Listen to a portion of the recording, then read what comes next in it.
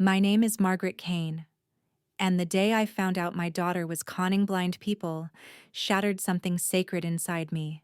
Trust me, you'll regret skipping this story.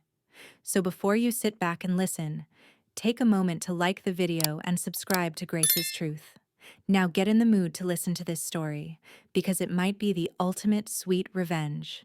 It started with a phone call. The kind of call that makes your heart skip a beat before the words even register. A woman from the downtown community center introduced herself with a soft, hesitant voice. She said she was following up on a few concerns about deliveries made to the blind residents they care for. Spoiled produce, bad smells, mold, and receipts signed by someone named Olivia Kane. My Olivia. At first I blinked like I didn't hear her right. My hand clutched the phone tighter, but I felt the coldness seep into my skin. I asked, trying to keep my voice level. What kind of concerns? The woman paused. We don't want to jump to conclusions. It's just, several members of our blind senior community reported receiving poor quality fruit. And when we looked into it, the seller's name was listed as Olivia Kane. We thought perhaps you might know her. I should have lied. Should have said no, must be someone else. But the truth jumped out before I could swallow it. She's my daughter. The silence that followed on the line was enough to tell me everything I didn't want to believe.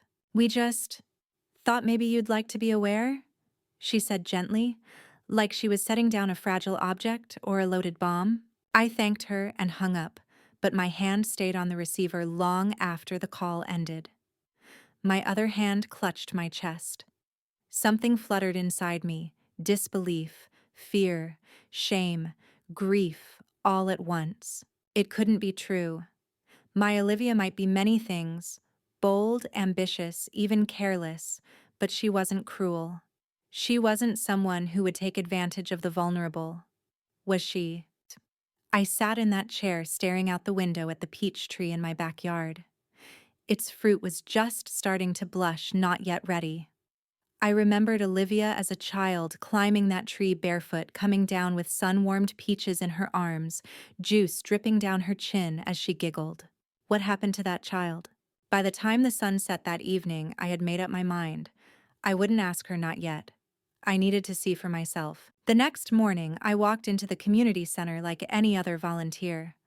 No one questioned me. I'd helped here before years ago, before Olivia's business took off. Before she insisted she was too busy for things that didn't generate profit. I brought a tray of banana bread and offered to help with deliveries, just to get a feel for things. The center hadn't changed much. Same faded murals on the walls. Same worn benches, same mixture of love and exhaustion in the air. But the residents had changed. Older, frailer, a little more quiet than I remembered. In the dining room, I met Mr. Clark, a blind man with a strong grip and an even stronger spirit. He cracked jokes about his hearing being too good and told me I had a baker's soul after one bite of my bread. Then he mentioned offhandedly that Olivia Kane delivered fruit to him every Tuesday. She's such a lovely girl, he said. Always brings bananas. Not the freshest, but she's the only one who visits, so we don't mind. That sentence knifed through me. Not the freshest. He smiled with his cloudy eyes, unaware of how my insides were unraveling. I asked to see what was left from the last delivery. He showed me a bruised apple, 2 bananas with black spots, and a peach that was soft enough to collapse under my finger. I thanked him and stepped out into the hallway, my legs suddenly weak. I leaned against the wall, staring at the tray in my hands. My daughter's name was being spoken in rooms where trust should never be broken. Was she really doing this? I didn't want to believe it. But belief wasn't going to protect anyone. That night when Olivia came home, I didn't say a word. I watched her walk in with her big leather handbag and flashy heels phone to her ear, laughing about closing another easy deal. I watched her kiss me on the cheek distractedly, her lipstick leaving a faint mark I didn't bother wiping off. I followed her outside when she went to the car. She popped the trunk to get something out. That's when I saw it. 3 boxes of fruit. Spoiled, bruised, soft. Some had mold growing at the base. She pulled one apple out and muttered, "This'll pass if I wipe it." I couldn't breathe. "Olivia," I said. She jumped. "Jesus. Mom, don't sneak up like that." I pointed to the boxes.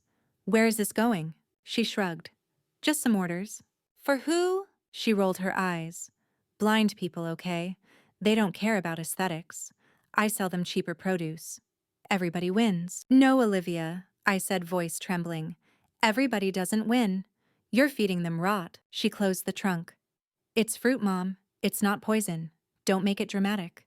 But it was poison. Maybe not in the flesh, but in the lie. In the erosion of trust. In what it said about who she'd become. That night I didn't sleep. Because I knew something for certain now. This wasn't a misunderstanding. This was intentional. And it wasn't just about fruit. It was about something rotten in my own daughter that I hadn't seen grow. The next morning, I arrived back at the community center. But this time, I wasn't just visiting to pass out banana bread. This time I needed to know. I signed in with a smile and offered to help with produce distribution. The woman at the front desk, her name was Doreen, if I remembered right, looked grateful and said, "That would be wonderful. We've had some inconsistency with the deliveries. Clients have been politely quiet, but there have been murmurs." I followed her down the hallway carrying a clipboard and trying to mask the storm in my chest. The fruit cart was parked outside the kitchen. It was loaded with today's delivery. I didn't need to touch anything. The stench told me enough. Even through the plastic wrap, I could smell the sourness of overripe peaches, the sickly sweetness of rotting bananas, the dull ferment of old oranges. One box was already leaking juice. I peeked inside. A few apples had turned brown at the core, mush creeping outward like decay with a deadline. I fought the urge to gag. A staff member passed by and muttered, "Again," under her breath. She didn't know I heard her. But I did. And it told me this wasn't the first time. I leaned over and asked Doreen as gently as I could, "Who delivers the fruit?" She didn't look suspicious. She just sighed. "A young woman named Olivia. She's very confident. Brought her business card a few months ago. She says she runs her own produce collection and delivery service. We wanted to support local youth. You know how it is. Support. Yes. That's the word predators often cloak themselves in." I nodded. "Do you check the quality?" Her smile faltered. "Well, we trust that the suppliers have standards. We're understaffed. We try to inspect, but..." Her voice trailed off like she knew it was no longer an excuse. I offered to help sort the produce that day, not because I wanted to, but because I needed to know the extent of it. Every box I opened told me another layer of the truth. This wasn't neglect. It was selection. The fruit wasn't randomly spoiled. It was all the fruit that wouldn't sell to the sighted. The bruises were on the outside. Mold clustered just where a person with sight would notice. One orange looked fine until I turned it over and saw the black mildew ring blooming around its underside. She knew exactly what she was doing. That night, back at home, Olivia was in the kitchen, scrolling on her phone and laughing to herself while eating instant noodles. Her shoes were kicked off her feet up on the table, oblivious to the destruction trailing behind her. "Any deliveries today?" I asked, testing her. She shrugged. "Yeah, the usual place." "Did they like the fruit?" "They always like it, Mom." She didn't even look up. "They're blind. It's not like they're gonna leave a Yelp review." I couldn't breathe. "You know they trust you," I said quietly. She finally looked at me, her tone defensive. "I give them something no one else does: attention. I show up. I smile. I talk to them. So what if the bananas are soft? They're old, Mom. They just want someone to care." "But it's not care. It's manipulation.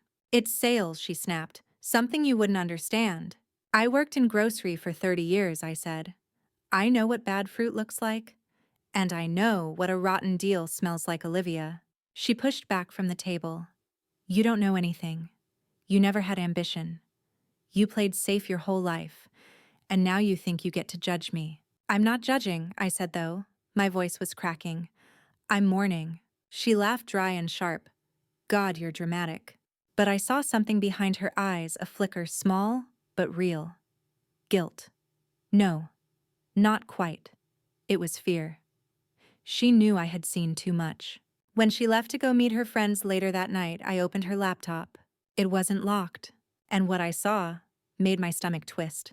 Spreadsheets, handwritten invoices scanned in, transactions labeled center run blind drop old batch unload, cash intake, no taxes, no refunds, no traceable delivery notes. But it was the images folder that made me stop breathing.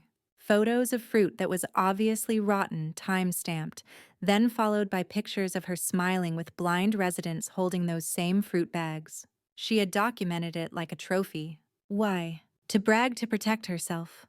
Or just because she thought no one would care? I downloaded everything onto a USB drive and put it in my old recipe tin, the one she never touched. Then I shut the laptop and walked outside into the backyard. The peaches on my tree were starting to fall early this year. Some of them had bruises, some were still whole. I picked one up, turned it over in my hand, and just stood there staring at the skin, soft in one patch, perfect in another. Sometimes you can't tell what's spoiled until you really feel beneath the surface. I sat down on the porch swing and closed my eyes. What do you do when your own child becomes the villain in someone else's life? What do you do when you realize you raised her to be smart, but not to be kind? I didn't have answers yet, but I knew this tomorrow I would go back to the center, and I would start listening to the people she thought couldn't see her, the people who had no vision but more truth in their hearts than my own daughter had in her entire business plan. The next morning, I stood in front of the community center again, but something in me had changed. This wasn't just about observing anymore. This was about witnessing. And the more I saw, the more I realized how deeply my daughter's actions had cut into a place that depended on trust to survive. Inside, I found Mr. Clark again. He was sitting on a worn bench near the window, humming softly and peeling an orange, or trying to. His hands trembled slightly as he struggled to get past the soft, mushy rind. The peel crumbled more than it separated. I sat beside him and gently took the orange from his hands. I finished peeling it and handed back the segments. He smiled, unaware of the tears I was swallowing. "Thank you, sweetheart," he said. "How often do they give you these deliveries?" I asked. "Oh, once or twice a week. Depends." He bit into a slice and winced. "This one tastes strange." "You don't have to eat it," I said gently. He shook his head. "I don't want her to think we're ungrateful. Her, the young girl, Olivia. She's sweet. Sometimes she even reads the fruit labels out loud like she's on the radio." He laughed softly. "Even if the fruit's not always good, at least she comes." That broke me. Even when they suspected, they still clung to the gesture of care, because it was all they had. It wasn't just the fruit that was rotten, it was the illusion of kindness she sold alongside it.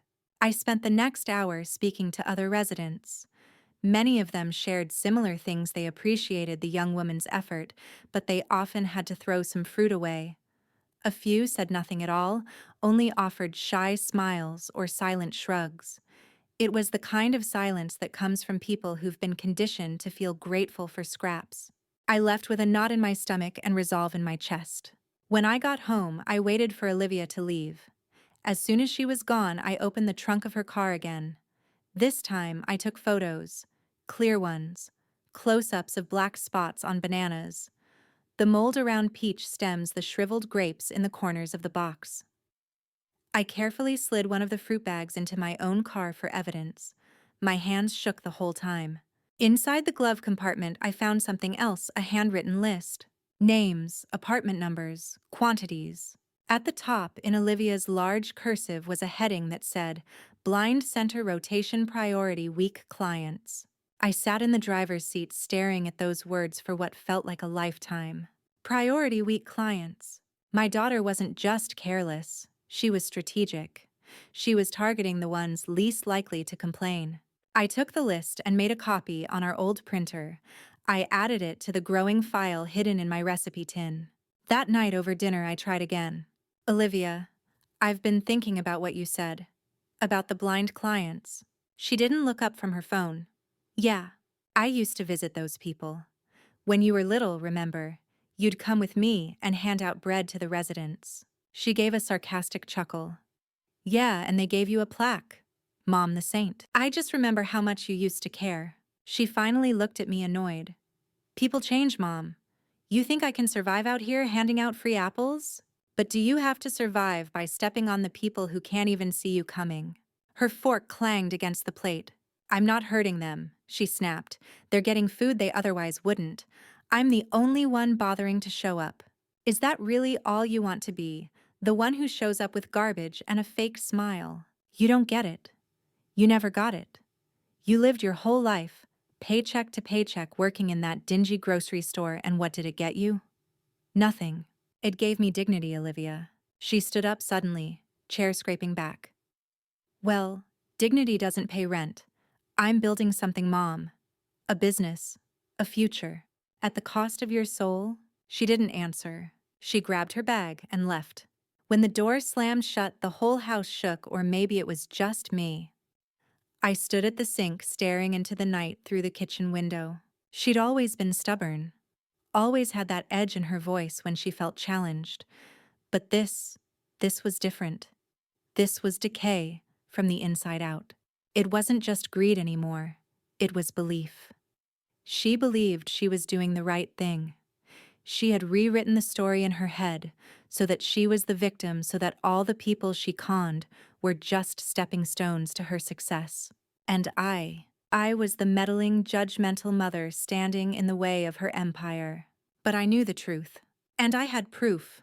The question now was, what would I do with it? Because if I acted, I wouldn't just be exposing her scheme. I'd be exposing my own failure as a mother. And maybe the part of myself that looked away for too long. I didn't sleep that night. The hours crawled past every tick of the clock, reminding me that I was sitting on a truth that could destroy my own daughter, or save the people she was quietly hurting. But the line between justice and betrayal felt razor thin, and I was standing barefoot on it. By morning, I made a decision. I needed to confront her. Not to argue, not to persuade, but to look her in the eyes and ask her one last question that might bring the girl I raised back to me, or finally confirm she was gone. She came home at noon. Shopping bags and hand phone pressed to her ear, sunglasses still on even indoors. She looked like someone else's child, someone from a reality show about ruthless ambition. Olivia, I said quietly. She held up a finger. 1 sec. Yeah, Mark, tell the photographer I want those shots by Thursday or we're pulling the post. She ended the call and sighed. God, what? I need to talk to you. Without the noise. Just you and me. She gave me a tight, annoyed smile. This again? Yes, I said. This again. I led her into the dining room. No plates, no distractions, just the truth. I placed the copied list of names on the table, the one labeled Priority Week Clients. She glanced at it, then looked back at me with narrowed eyes. You went through my things. You made me, I said. When you stopped telling the truth. She crossed her arms. That list means nothing. It means everything. It means you're targeting the most vulnerable. People who won't speak up. People who trust you. Her jaw clenched. You have no idea how hard I work. You think it's easy keeping a business afloat? You think being a woman in this space is a picnic. I think being human is hard, I said. But that doesn't excuse cruelty. She rolled her eyes. Oh my God. You're acting like I'm selling poison. You're selling betrayal. She sat down finally, a quiet storm brewing in her face. What do you want from me, Mom? You want me to give it all up? Apologize, cry into a camera and say I'm sorry for trying to survive. I want you to see what you've become. She said nothing. So I opened the envelope I had hidden in my sweater. Inside were photos, the trunk full of spoiled fruit, the blackened bananas, the orange with the mildew ring, even the invoice labeled blind drop in her handwriting. I slid them in front of her like a detective placing evidence before a suspect. You documented your cruelty like a brand portfolio, I whispered. Why? She stared at the photos. Her face didn't move, but I saw something flicker: embarrassment, anger, fear. Then she looked up. Her voice came out flat. Because I thought no one would ever question me, least of all you. My throat tightened. Why not me? Because you're you, Mom. You're soft. You forgive. You pretend to be tough, but you always back down. I thought I could count on that. I sat back in the chair. She wasn't just aware of her manipulation. She was counting on mine. That was the moment I knew the daughter I once raised, the girl who used to cry. When a bird hit our window, she was buried deep beneath the woman who now calculated weakness for profit. But still, I asked her one more question. Do you feel proud of this? Her mouth opened, but no words came. She looked away. And in that silence, I heard everything I needed to. She didn't feel proud. She felt nothing. I stood, gathered the photos, and walked toward the hallway. Where are you going? She called out. To the community center, I said. To listen. To act. To make things right. She jumped up. You do that, and you'll ruin me. I turned to her slowly. No, Olivia, you already did that. Her face contorted with fury. You'd really choose them over your own daughter. I didn't answer right away. I just looked at her. Really looked, and then said, I'm not choosing between people. I'm choosing between right and wrong, and you've made that decision easier than I ever thought possible. She stared at me, chest rising and falling rapidly. Then she said the words that finally broke the last fragile string between us. Don't think I won't ruin you too. And with that, she stormed upstairs, slamming her door so hard the walls shook. I stood in the hallway, shaking not from fear, but from grief. This wasn't just a confrontation. It was the burial of every version of Olivia I had ever believed in. I didn't leave the house for hours after that. I sat at the kitchen table with a cup of cold coffee in my hands, watching the shadows shift across the tile floor. The echo of Olivia's words haunted the air like smoke that wouldn't clear. Don't think I won't ruin you too. That was my daughter, my only child.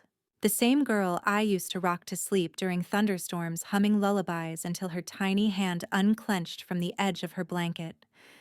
The same girl who once cried because a squirrel got hit by a car and made me promise to bury it with flowers. What happened? When did compassion rot into callousness? I raised her alone.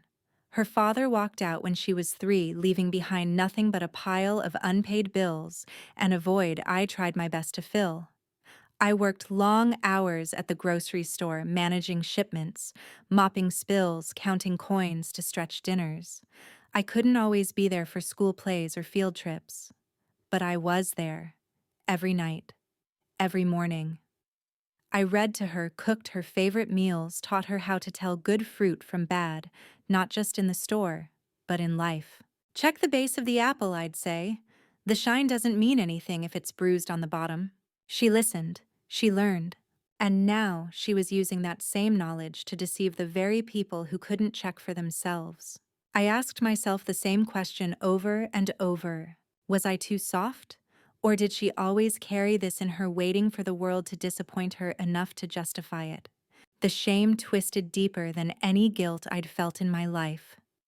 Because this wasn't just about what she was doing, it was about what I'd failed to prevent. But another part of me, the quieter part, whispered that parenting isn't sculpting, it's planting. You nurture, you water, you guide toward the sun.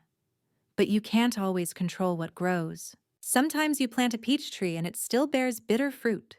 That afternoon, I pulled out a cardboard box from the back of the closet. It was labeled Olivia, school stuff. Inside were her old report cards, drawings, birthday cards she'd made me. One caught my eye, a crayon-scrawled note on pink paper. Dear Mommy, you are the best fruit lady in the world. When I grow up, I will help people too. Love, Olivia. I held that note in my lap and felt the tears finally come. She wanted to help people once. Maybe that version of her was still buried somewhere beneath all the ambition and bitterness. But if it was, she'd covered it in too many lies to see daylight. That evening, she came downstairs again. Her face was stony, unreadable. She walked straight to the fridge, grabbed a bottle of juice, and twisted it open without looking at me. I have a right to defend my business, she said unprompted. You go running to that center and you destroy what I built. What you built is a house of cards, I said softly. And you built it on the backs of people who couldn't even see you taking from them. She glared at me but didn't interrupt. You used my lessons, I continued. You took everything I taught you about fruit quality, honesty, value, and turned it into a weapon. You taught me how to survive, she said.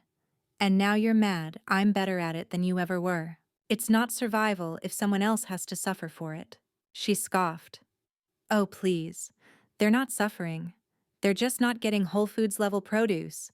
They're lucky anyone even shows up. That's what you tell yourself to sleep at night, I asked. That they're lucky to be lied to. Her mouth tightened. And then, just for a second, the tiniest crack. A flicker of something in her eyes. Regret, conflict. Or maybe the recognition of how far she'd fallen. But it vanished just as quickly. I don't expect you to understand, she muttered. I understand more than you think. I've been poor. I've been overlooked. I've seen the worst of people. And I still chose to be kind. Then you were a fool, she said, and walked away. No slam this time, no shouting. Just that line of blade hidden in a whisper. Then you were a fool. I stayed up late that night staring at the ceiling. Was I a fool for believing that hard work and decency were enough to raise someone right? Or was I a fool for thinking my child's choices were still within my control? By 2 a.m., I knew what I had to do. This wasn't about blame anymore. It was about responsibility. If I let this go, if I looked the other way now, I'd be as guilty as she was. I'd be allowing those lies to continue stamped silently with my approval. No mother wants to turn her back on her child. But sometimes not turning away means turning your back on everyone else. And I had a choice to make. The next morning, Olivia went out early off to a networking event, she said. Dressed in her best blazer heels, tapping with confidence, she looked every bit the image of a successful young entrepreneur. If you didn't know what she was doing behind the scenes, you might even admire her. I watched her drive away with a knot in my stomach. Because while she was out spinning her story to the world, I was about to face the ugly version of that story head on. I turned on the local news, and there she was. Olivia Kane, young woman, builds compassionate fruit delivery service for the blind. The segment was only a few minutes long, but it felt like hours. The reporters smiled warmly, calling her an inspiration. Olivia sat in a well-lit room, her makeup perfect, her voice clear, her hands gently folded in her lap. She spoke about bridging the gap between accessibility and nutrition, about empowering overlooked communities, and about making a difference one delivery at a time. I watched as she smiled into the camera, saying, "It's not just about fruit. It's about connection." She even mentioned me. My mom raised me with nothing but love and hard work. She was a grocery store manager I learned from the best. I nearly dropped my mug. The words weren't a tribute. They were a manipulation.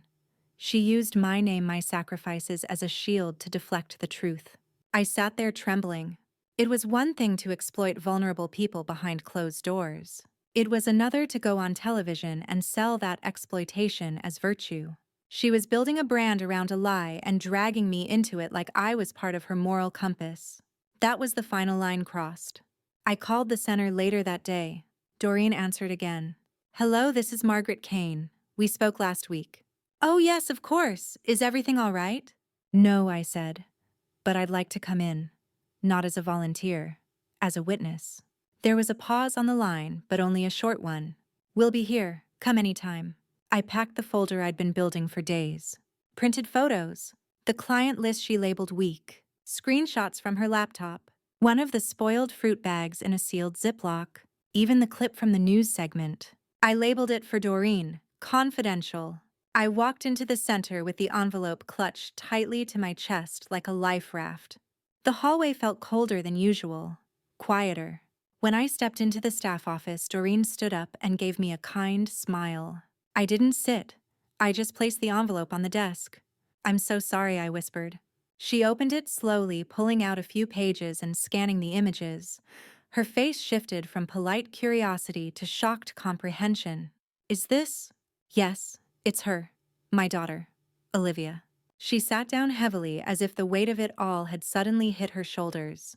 "I had suspicions," she said. "But she was so polished," I finished. She nodded. "We didn't want to accuse anyone without proof. And the residents were too grateful to raise concerns. They didn't want to seem unkind." "I know," I said. "And she knew that too. That's why she chose them." We sat in silence for a moment, the file spread open between us like a confession. Doreen looked at me gently. This must be incredibly difficult. I nodded, biting the inside of my cheek. It is. But doing nothing would be worse. She placed her hand over mine. We'll take it from here. We'll handle this properly. I nodded again, stood up, and left before my legs could betray how much I was shaking. Back at home, Olivia returned just after sunset. She walked in with her phone in hand, chattering about how a local charity wanted to collaborate with her. It's such good PR, Mom. I told you this would all work out. Sometimes you just have to trust the process. I stood at the sink rinsing a peach from our own tree. It was perfect. Smooth, firm, fragrant. I turned to her slowly. I saw your interview, I said. She lit up. Right, I was nervous, but I think it went great. You used my name. Well, yeah. It adds authenticity. People love the whole raised by a grocery store mom thing. It's relatable. It's manipulative. She narrowed her eyes. What's your problem now? I'm not your marketing angle. And those people you claim to be helping, they're about to speak up. She froze. What are you talking about? I went to the center, I said. I gave them everything. The blood drained from her face. You didn't. I did. Her voice rose. You reported your own daughter. I protected people you were hurting. She stepped back like she'd been slapped. You've ruined me, she hissed. No, I said. You did that yourself. She stared at me and I saw her walls beginning to crumble, not in regret, but in rage. You think they'll believe you over me, a lonely old woman? I'll say you're confused. That you're jealous. That you made it all up. I didn't answer. I just stepped aside. I kept a backup, I said. They have it now. She went silent, and for the first time truly speechless. The truth had cornered her, and there was no script, no performance, no brand she could build her way out of. I turned back to the sink and picked up the peach. Want one? I asked. She didn't answer. She left. No slamming doors, no final threats. Just silence. She didn't come home that night. I sat by the window watching the streetlight flicker outside like it was caught between staying on and giving up. I listened to every car that passed, wondering if it was hers, if she'd turn back to scream, to cry, to deny anything. But nothing. The house was silent except for the soft creak of the ceiling fan above me and the whisper of my own thoughts. Maybe that was the worst part. Not the shouting, not the accusations, but the silence that followed when there was nothing left to argue over. When daylight came, I poured myself a cup of coffee and sat at the kitchen table, her empty chair across from me. I stared at it the way someone stares at a grave. Was this it? Was this how it would end between us? I remembered when she was little, that same chair had been too high for her. She used to kick her legs while sipping chocolate milk, telling me about her dreams of opening a bakery, of helping animals, of being someone who makes people happy.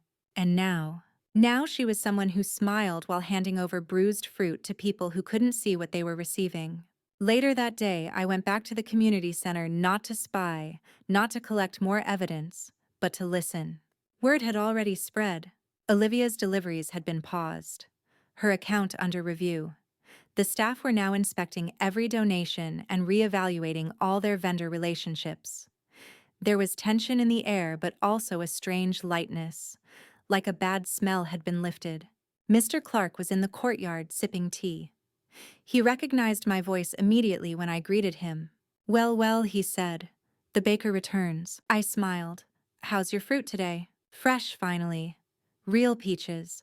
Haven't tasted one that sweet in years. He leaned in. I always knew something was off with that girl. I hesitated.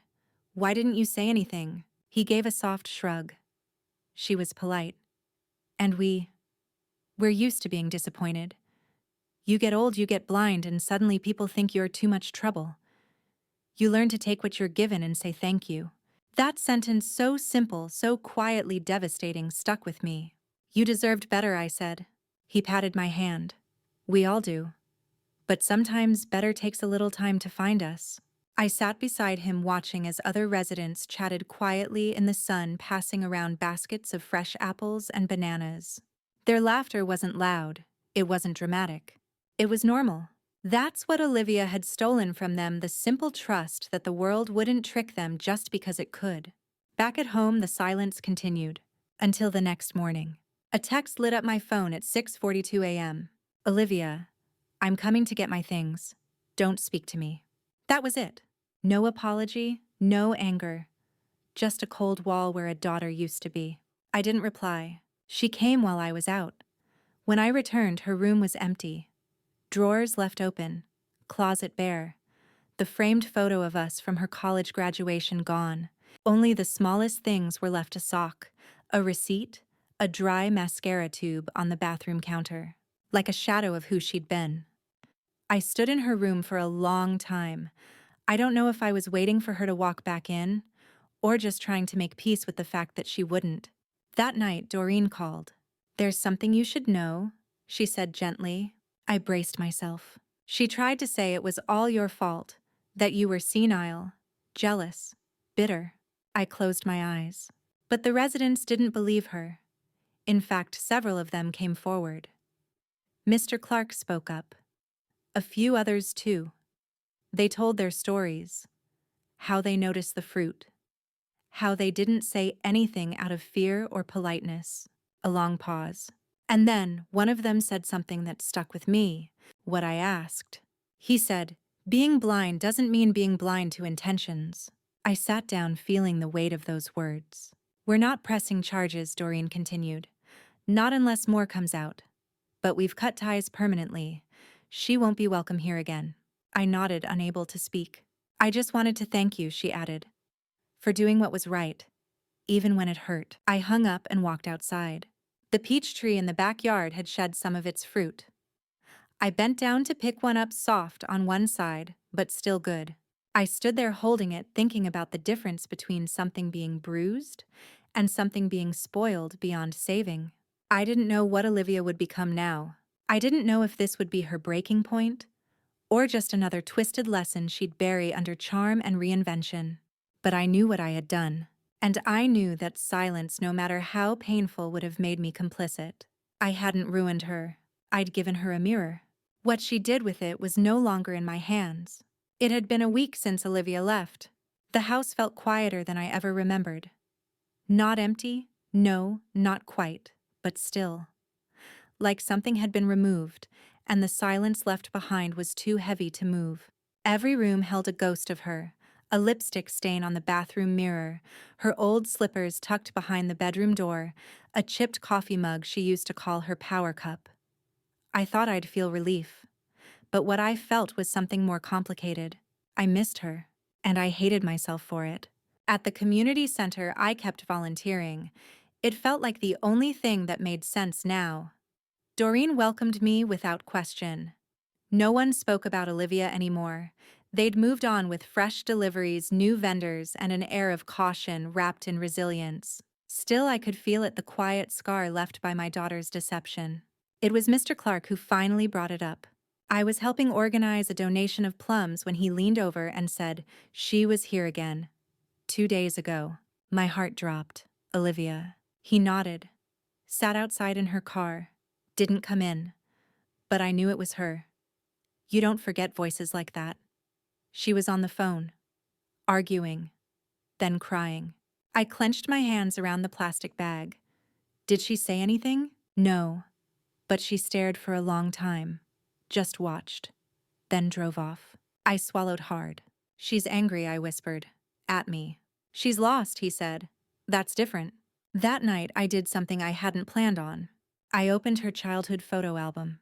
It had been years since I flipped through those pages, Olivia in overalls holding a watermelon twice her size, her toothy grin framed by missing front teeth, her Halloween costume, where she insisted on being a fruit superhero.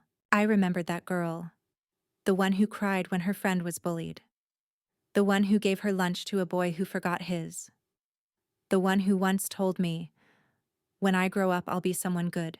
I believed her. Maybe that's why the betrayal cut so deep.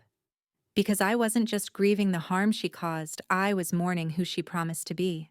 The next morning, I found a letter on the front step. No postage, no envelope.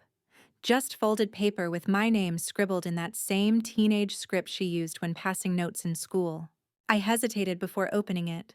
Then I read, "Mom, I know what I did was wrong, but you'll never understand why. I needed to win. I needed something of my own. I didn't care who I stepped on because I thought if I could just build something big enough, you'd finally be proud. And now I don't even know who I am anymore. You said I used your name like a shield. Maybe I did. But deep down, I always wanted to be like you, the part of you that never bent even when everything around you did. I don't expect forgiveness. Not now. Maybe not ever. But I needed you to know. I see it now. I see what I became. I'm leaving town for a while. Don't worry, I'm not running. Just trying to figure out how to fix what I broke. Thank you for not staying silent, even if I hated you for it. Olivia. I read it 3 times, then again. And the last time I cried, not the angry, messy tears I'd held in for days, but slow, quiet ones. The kind that come when you're not sure whether something is beginning or ending. A few days later, Mr. Clark handed me something at the center. It was a peach. Fresh, he said with a wink.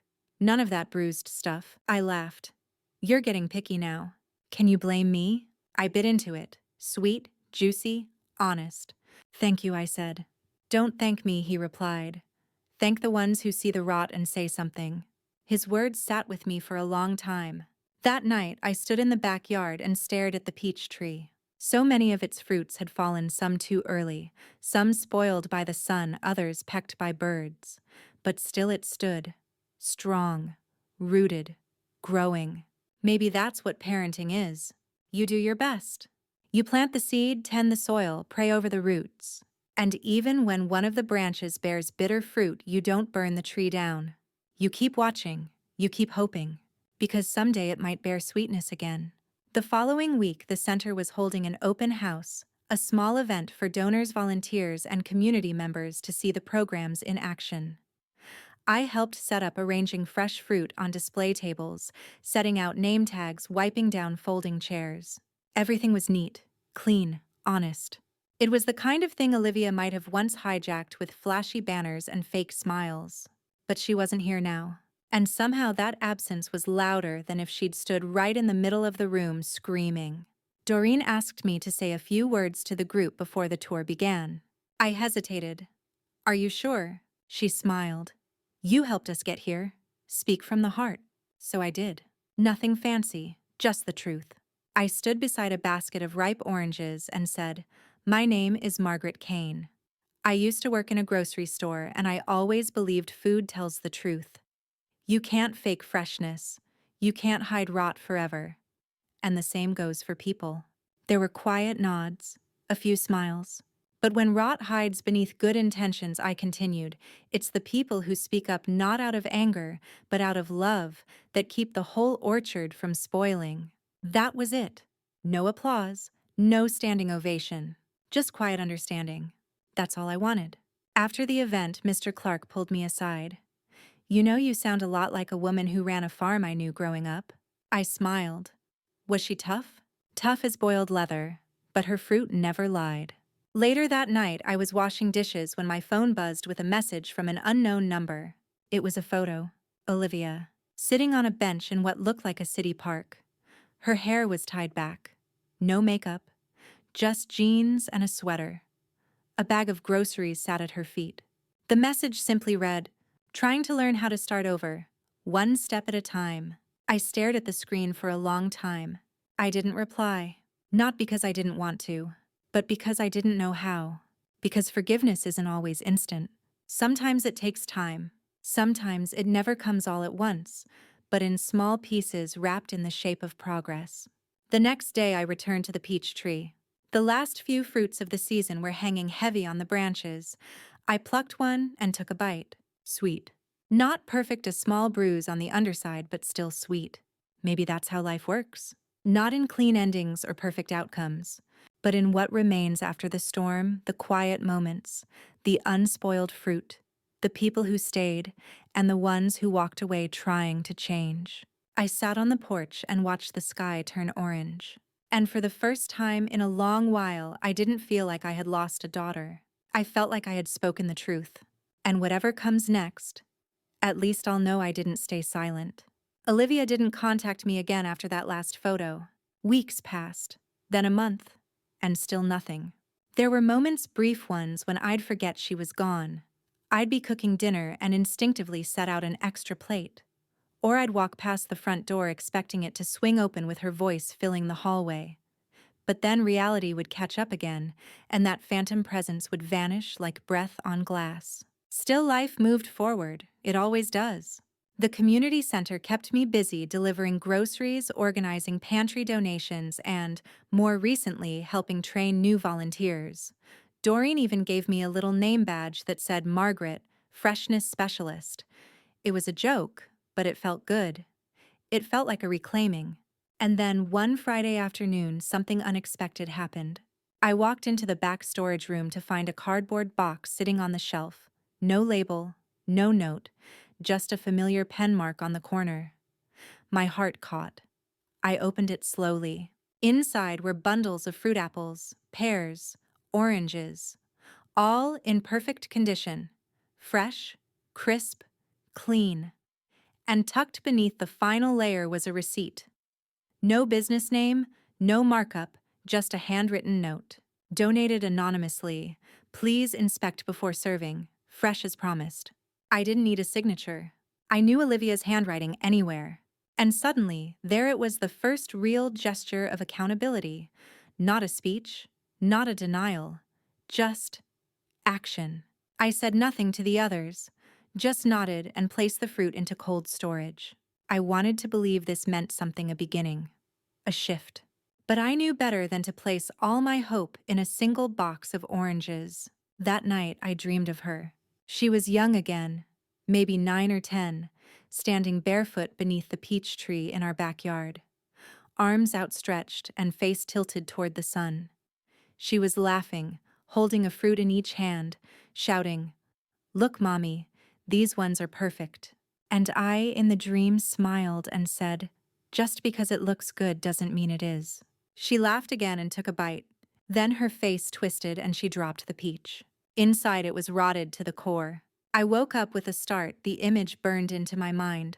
Dreams have a cruel way of showing you what you're afraid to say aloud, that even when people start to change, the damage they've caused doesn't disappear. It lingers in memory, in reputation, in trust. At the center, things hadn't entirely healed. One resident, Ms. Dolores, still refused to eat any fruit unless I personally selected it for her. "No offense," she'd whisper, "but I've been fooled before." I didn't blame her. It's hard to trust what you can't see, and harder still to forgive the person who took advantage of that blindness, even if they're trying to change. One morning, Doreen pulled me aside. Her expression was serious. "She's here," she said. I didn't have to ask who. I stepped into the hallway and saw Olivia standing outside the main entrance. She looked smaller than I remembered. Less made up, more real. She hadn't seen me yet. She was holding 2 paper bags, one in each arm, and looking uncertainly at the doors as if trying to decide whether to walk in or run away. I stepped outside. Her eyes widened when she saw me. "Hi," she said, voice low. "I wasn't sure if you'd be here." "I'm always here," I replied. She gave a dry little laugh. "Yeah, that tracks." A beat of silence passed between us. Then she held out the bags. "I brought produce. Good stuff this time. I've been volunteering at a co-op outside of town. They had extra." I took the bags and peeked inside. Apples. Firm. Bright. Smelled like fall. I nodded. "You can bring them in," I said. "If you want." She hesitated. "Will they let me?" "They're cautious," I said, "but they'll see the fruit. And the gesture. That's a start." She looked down, then back up. "I don't expect anyone to forgive me." "Good," I said, "because forgiveness isn't something you expect. It's something you earn." She nodded slowly. We walked inside together. Some heads turned. Some didn't. Mr. Clark was sitting near the back, reading Braille with his fingertips. He turned toward us, his ears always sharper than anyone else's. "That you, Olivia?" he asked. She froze. But then, to my surprise, she stepped forward. "Yes, sir." He nodded once. Bring me one of those apples, will you? I'll give you an honest review. She cracked a nervous smile and walked over. I watched her place the apple in his hand, gently, carefully. He held it, turned it over. Feels firm. It is, she said. He grinned. We'll see. Later, he told me it was the best apple he'd had all season. After the visit, Olivia and I sat outside the center on a bench. The sun was setting and the sky glowed orange behind the rooftops. I don't know what I'm doing, she said quietly. I just know I can't go back to what I was. That's enough for now, I said. Knowing what you won't go back to. She looked at me. Do you hate me? No, I said. You should. I don't hate you, I repeated. But I can't forget what you did. Not yet. Maybe not ever. She nodded. I understand. I hope you do. Another pause. Then she asked, do you think I'll ever be someone you're proud of again? I looked at her, this flawed, lost, searching woman. I think pride isn't about perfection, I said. It's about facing what you've broken and choosing not to keep breaking more. She looked down at her hands. I want to fix things. Then keep showing up, I said. With clean fruit. With clean intentions. She smiled faintly. That sounds like something you'd put on a bumper sticker. I chuckled. Maybe I will. That night, I stood again beneath the peach tree. A soft breeze stirred the leaves. I thought about how long it takes to grow something good. How many seasons? How much pruning? How much patience? And I thought about how easy it is to lose it all. But I also thought about the fruit that comes after the worst harvests, not the first to grow, not the biggest, not the shiniest, but the ones that survive the storm. Olivia wasn't healed, not yet. But she was starting to grow again. And for now, that was enough. The following Saturday, Olivia came to the house for the first time in nearly 2 months. She didn't knock. She just opened the door like she used to, tentatively, like a guest in her own home. I was in the kitchen slicing carrots for soup. She stood in the doorway for a few seconds before finally stepping inside. I brought coffee, she said, holding out a paper tray with 2 cups. Your favorite. Extra cream, no sugar. I took the cup. It was warm. So was the gesture. Thanks, I said. We sat across from each other at the table, neither of us drinking right away. The clock ticked steadily above the fridge, a constant reminder of time and how much we had lost to silence. I've been working weekends at the co-op, she said. Loading shipments, cleaning bins, no glamour. Glamour's overrated, I replied. She laughed quietly. Yeah, I figured that out. Another pause. Then she reached into her coat pocket and pulled out a folded sheet of paper. I've been writing letters. To the people I hurt. I haven't sent them. I don't even know if they'd want to read them. But I needed to try. I unfolded the top page. It was addressed to Mr. Clark.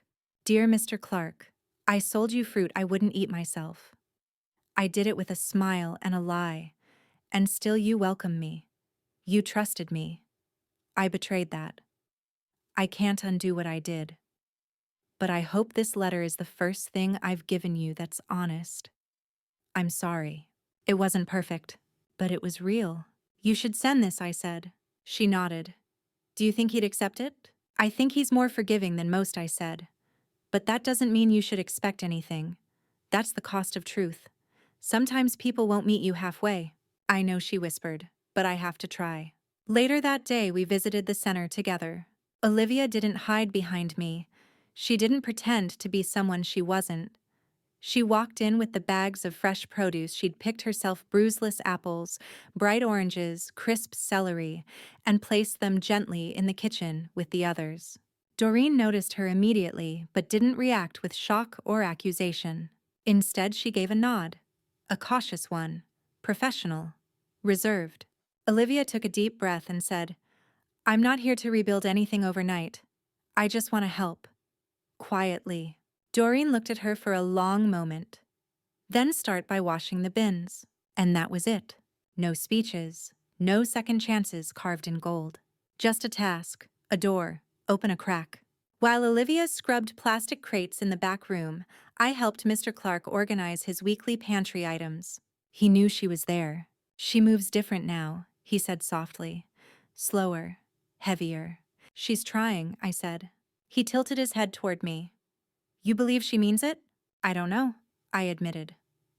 But I believe she's starting to. That's something he replied. Maybe the first real thing. I placed a bright apple into his bag. He held it, turned it in his hands. Feels good, he said. Smells right, too. She picked that one, I told him. He smiled. Well, let's hope it tastes as honest as it feels. When we got home, Olivia stayed for dinner. I made stew. She offered to help chop vegetables, and I let her watching from the corner of my eye as she peeled carrots with the same rhythm I used to teach her when she was little. We didn't talk much while cooking, just shared space. That was enough. But later, over bowls of steaming stew, she spoke up again. Do you think people like me deserve second chances? I looked at her, older now, tired in a way I hadn't seen before, but awake. Deserve? I repeated. I don't know. I think second chances aren't given because someone deserves them. They're given because someone chooses to hope. She blinked slowly. Do you choose that? I'm trying, I said. She nodded. That's fair. After she left that night, I found another letter tucked inside her empty coffee cup on the table. This one was addressed to me. Mom, you didn't fail me. I failed myself. But somewhere deep down, I think I believed you'd always be there to catch me even if I never deserved it. That's why I was angry when you didn't. Not because you betrayed me, but because you finally stopped enabling me. I hated you for telling the truth. Now I'm starting to understand that you told it because you loved me more than I ever deserved at that moment. I don't know if we'll ever get back to where we were, but I want to build something new. Not with lies, not with pity, just with honesty. Thank you for not letting me stay the villain. Love, Olivia. I folded the letter gently and slid it into the recipe tin where I'd once hidden all the evidence against her. Maybe now it could hold something else, not proof of wrongdoing, but the first notes of redemption. In the backyard, the peach tree had started shedding leaves early. Autumn was coming. The wind was cooler now, sharp at night, and the last fruits of the season hung heavy and low. I picked one and took it inside, sliced it open. No rot. Just firm golden flesh, sweet. Not perfect, but enough. Maybe that was the point. Redemption doesn't come wrapped in perfection. It comes slowly in bruised hands and handwritten letters and awkward visits to old wounds. It comes through effort, through showing up, through washing bins without complaint. And above all, it comes when the truth, no matter how painful, is finally given the room to grow. It was a gray morning when I received the letter. Not from Olivia this time, but from the center. Official stationery, folded crisply. My name written in careful penmanship on the envelope. I sat at the kitchen table, letting my fingers rest on the paper for a moment before I opened it. Something about the weight of it told me it wasn't just routine. Inside was a letter from Doreen. Dear Margaret, after discussion with the board and based on your continued commitment to this community and your instrumental role in bringing attention to practices that harmed our most vulnerable, we would like to offer you a formal position as Community Outreach Advisor. It's not glamorous, but it's honest work. And we think you're exactly the kind of person we want representing our mission.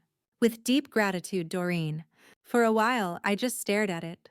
Me, a retired grocery store clerk in her late 50s, who spent half her life cleaning up produce bins and the other half cleaning up after her daughter's moral wreckage.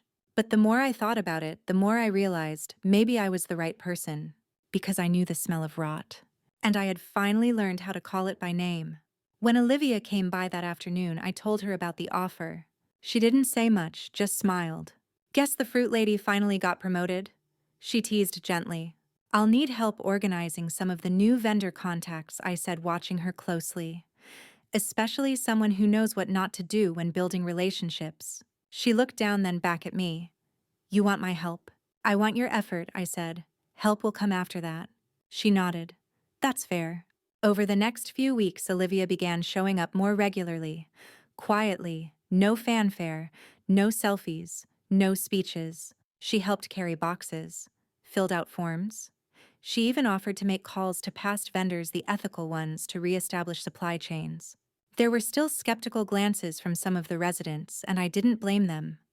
Forgiveness, after all, doesn't arrive in a single act. It's built the same way a bad reputation is, piece by piece. But the more they saw her showing up not as the smiling fraud they remembered, but as a quieter, steadier version of herself, the more the tension started to thaw. Even Mr. Clark cracked a joke one afternoon. "She's finally learning how to hold an apple without squeezing it like a stress ball." Olivia laughed. "Guess I've got soft hands." He smirked. "Better than a soft head." One Friday, we hosted a small fall harvest celebration at the center's simple food music from a local group and a raffle for donated household goods. Olivia and I worked side by side in the kitchen slicing apples for pie and arranging gift bags. Halfway through the evening, Doreen approached Olivia and said, "There's a vendor outside asking for you. Said she used to work with you, Hannah something." Olivia stiffened. I recognized the name. Hannah was one of the small-scale farmers Olivia had burned during her previous operations, pushing her for bulk at unsustainable prices and then ghosting her payments. "I'll go," Olivia said after a pause. I followed. Outside, Hannah stood next to a crate of pumpkins, her arms crossed. "I didn't come here for drama," she said. "I came to deliver what I promised, Doreen. But when I saw your name on the sign-in sheet..." Olivia didn't flinch. "I know what I did," she said quietly, "and I don't expect you to forget it. But I'm not that person anymore." Hannah raised an eyebrow. "You expect me to believe that?" "No," Olivia said. "But I'll keep showing up until maybe one day you do." A long silence passed between them. Then Hannah said, "Well, at least you're not fake smiling anymore. That helps." She turned to me. "Is she working under you now?" "In a way," I said. "More like beside me. But I keep the keys." That got a small laugh out of both of them. Later, after the last of the guests left and we were sweeping up glitter from the hallway, Olivia turned to me and said, "Do you think people can really change, or are we just learning how to hide our worst selves better?" I leaned on the broom handle and looked at her sweat on her forehead. Sleeves rolled up, eyes clearer than I'd seen in a long time. "I think we all have rot inside us," I said. "But we also have the choice to cut it out. Or feed it." She considered that for a moment. "And what if we cut too deep? What if there's nothing left?" "There's always something left," I said. "Even in the worst fruit, there's still a seed." The next day, Olivia brought in a box of hand-labeled jars. "Homemade jam," she said, "peach and apple." She handed one to Mr. Clark. "Want to test my skills?" He sniffed it, then grinned. "Smells better than your last delivery." She laughed. "That bar's not hard to beat." He opened it and took a small taste with the spoon she offered. "Sweet," he said, "real sweet, and honest." She exhaled. And I saw something fall from her shoulders, something that had been there for years. Guilt, maybe. Or the fear that she'd never find her way back from what she'd done. But now here she was, making jam instead of excuses, and being seen not as perfect but as present. That evening we walked home together under the rust-colored sky. The leaves crunched beneath our feet, and the wind carried the scent of wood smoke and distant cider. "You still think I'll mess it all up?" she asked. "I think you'll always be capable of messing up," I said. "But now I think you'll know how to fix it." She nodded. "That's the best I've ever felt about anything." "Good," I said. "That means it's real." We stopped at the edge of the backyard. The peach tree was bare now, branches, thin leaves scattered. But beneath it we'd started turning the soil, making plans, preparing for something new to grow. It was the first week of November when I realized something had shifted not just in Olivia, but in me. We were at the community center unloading a new shipment of produce bundled up in scarves and gloves against the early frost.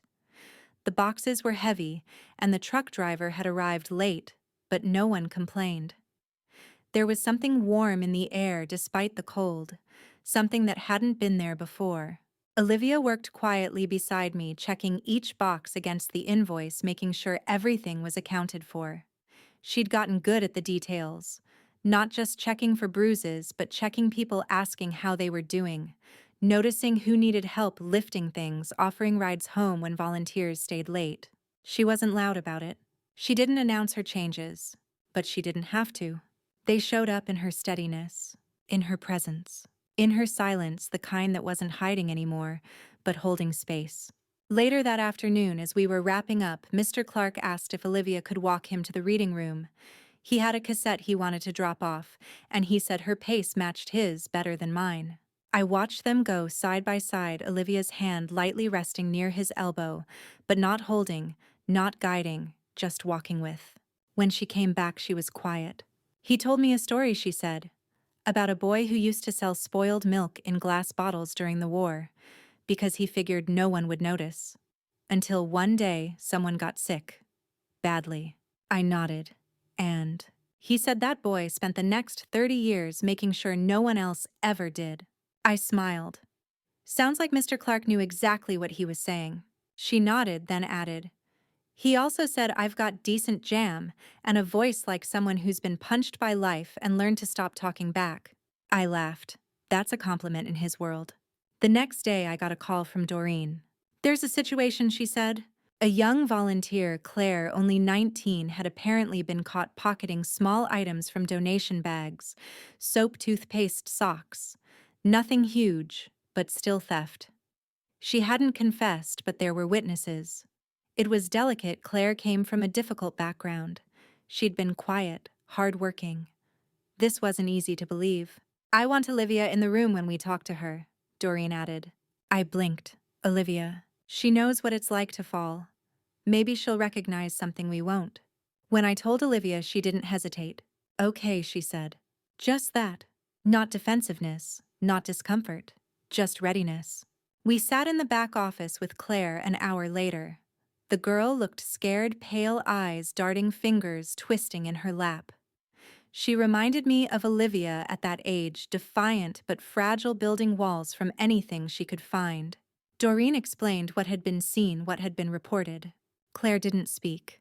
Then Olivia leaned forward. Her voice was soft. Do you know why I'm here? Claire shook her head.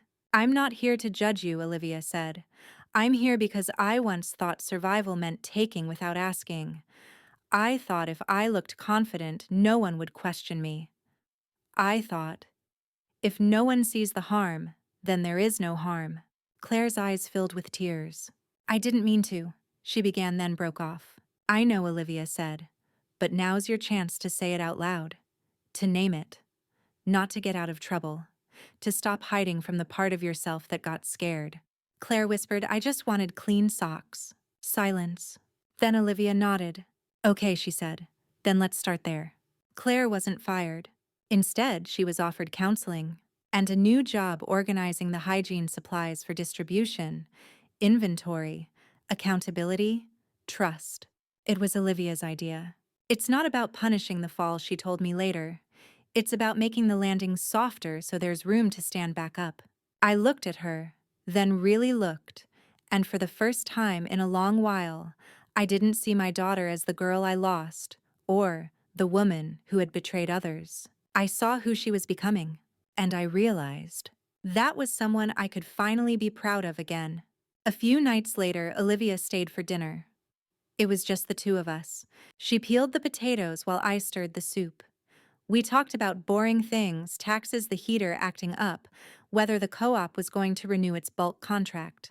But then out of nowhere, she asked, what was the worst part for you? I knew what she meant.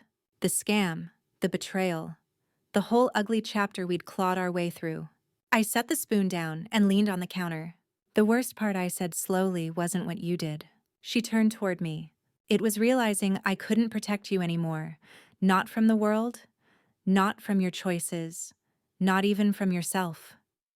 Watching you become someone who could lie to people who trusted you, that was like watching my own heart decay from the inside out. She swallowed hard. I thought you'd never speak to me again.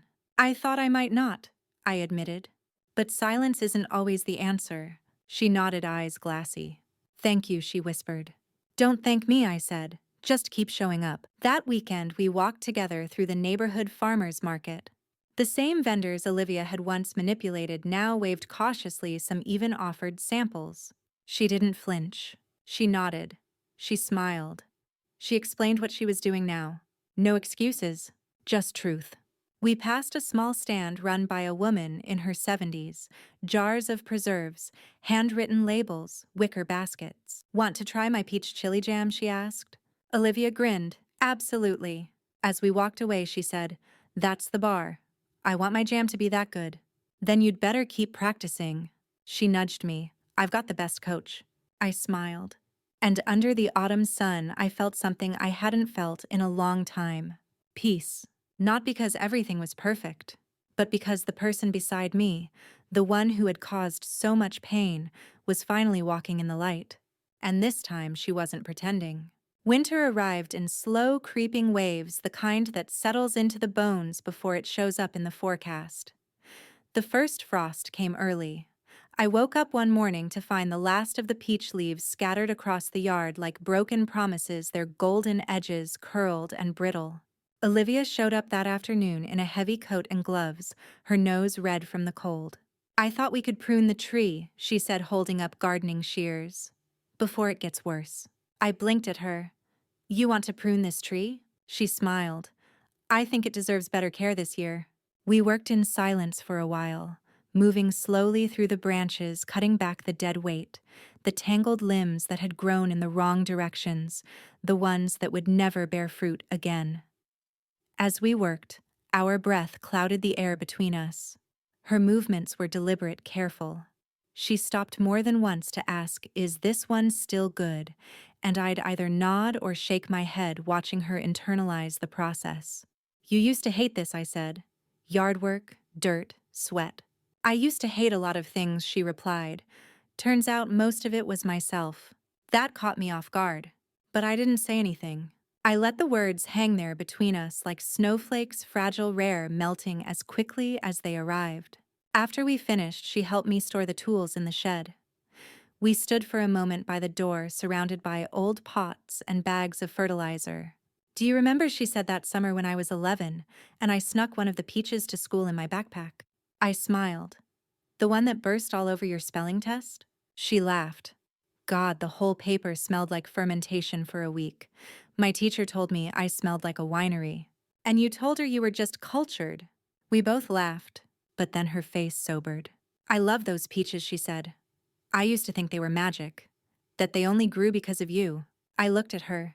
"They grew because we tended them. Together." She nodded. "I forgot that part." That evening, I made hot cocoa. We sat on the couch under a blanket, watching the old fireplace crackle. "I got offered a job," Olivia said suddenly. I turned to her. "Where?" "At the co-op. Outreach and vendor relations." She shrugged. "It's part-time. Modest pay. But it's honest." I sipped my cocoa. "Do you want it?" "I think I do. Not because it fixes anything, just because it doesn't require pretending." "That's the best reason to take any job," I said. She hesitated, then added, "There's more. They want me to help build a program that teaches young entrepreneurs about ethical sourcing, real training, real accountability." My eyebrows lifted. "They know your history." She smiled wryly. "Oh, they definitely know. And they still offered it. They said that's exactly why they want me. Because I can speak to what happens when you go the wrong way and what it takes to come back." I exhaled slowly. "You should take it. You're not ashamed." I admitted. "But shame is a season. Like winter. It's supposed to pass." She nodded, eyes glistening. "Thank you." The next week, she started officially. I helped her pick out a modest blazer and ironed it in the living room, while she practiced introducing herself in the mirror. "I'm Olivia Kane, and I used to be a fraud." "Wait, no, that's not the opener," she muttered. I chuckled. "Try leading with reformed distributor." She smiled. "I like that. Sounds almost noble." A few days later, Doreen invited us both to a community panel at the center. Topic: restoring trust stories of growth and accountability. Olivia was nervous.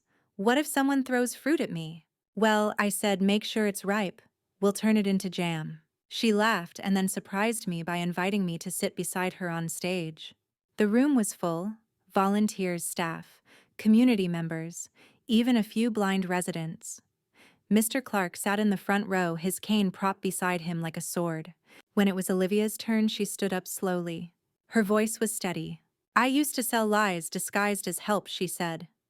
"I convinced myself that because people couldn't see the rot, it didn't matter. But rot always reveals itself in time, in pain, in lost trust.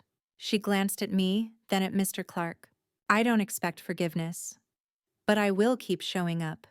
Because when you plant something bad, you can't just walk away. You have to stay and grow something better next to it. There was no applause, just quiet nods. And in that quiet, more truth than any ovation could hold. That night, we walked home together under a sky full of stars. "You think I did okay?" she asked. "You were honest," I said. "And you stood still while others looked at you. That takes courage." I was afraid I'd shake. "You did, but you stayed." She took a deep breath. "That's all I can do, right? Stay. Keep showing up." "Exactly." We reached the house. She paused before going inside. "The thing is," she said, "every time I do something good now, it still feels like it's not enough. Like I'm always one step behind where I should have been." I put my hand on her shoulder. "That feeling won't go away overnight. But it means you've changed." She looked at me, eyes shining in the dark. "I want to be better." "You already are." We stepped inside together. The warmth of the house embraced us like a slow forgiveness, not complete but real. And in the kitchen, 2 jars of peach jam sat on the counter, labeled in her careful handwriting. Not perfect, but sweet and honest. Winter settled into the bones of the house quietly but completely. The heater clicked on in the early mornings. I took to wearing thicker socks. Olivia started bringing in firewood before I even asked, stacking it neatly by the hearth like it had always been her job. It was in those small things, the unspoken acts, that I noticed how far she'd come. And how far we both had. The community center held its final gathering of the year, a few days before Christmas, a modest celebration with cocoa cookies and warm scarves for anyone in need.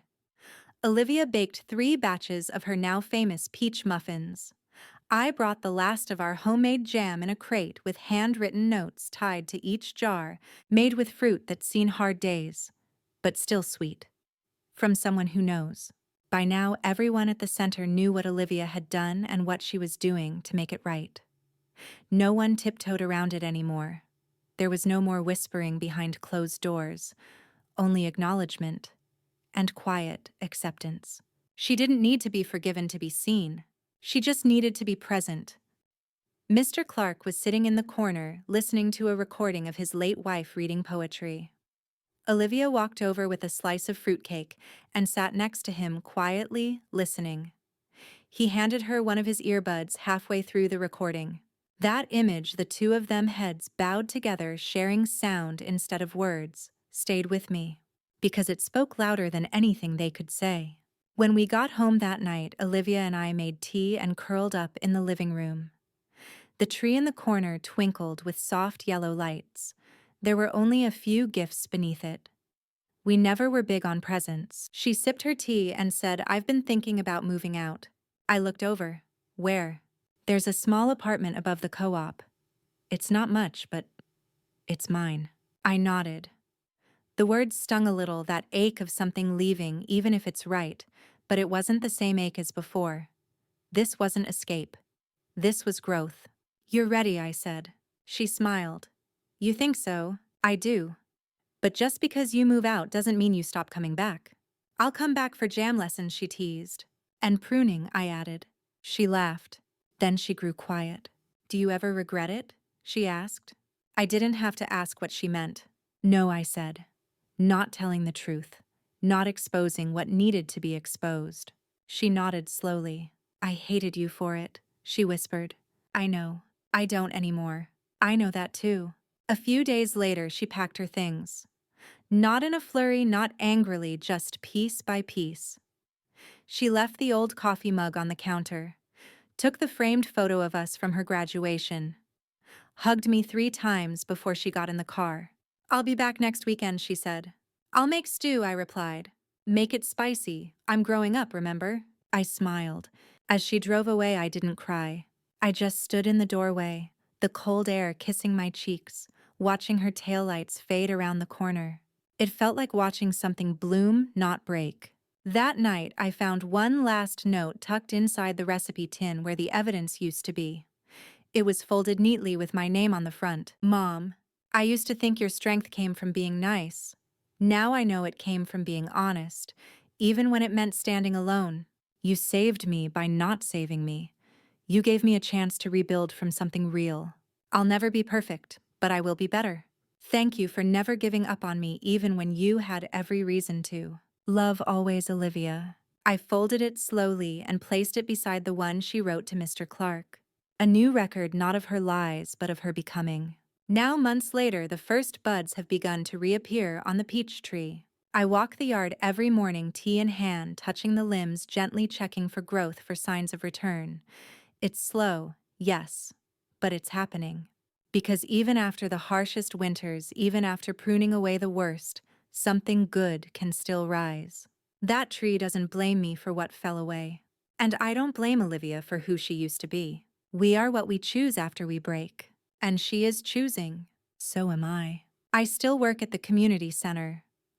Olivia stops by once a week with donations, fruit that she now inspects with more care than most people ever will.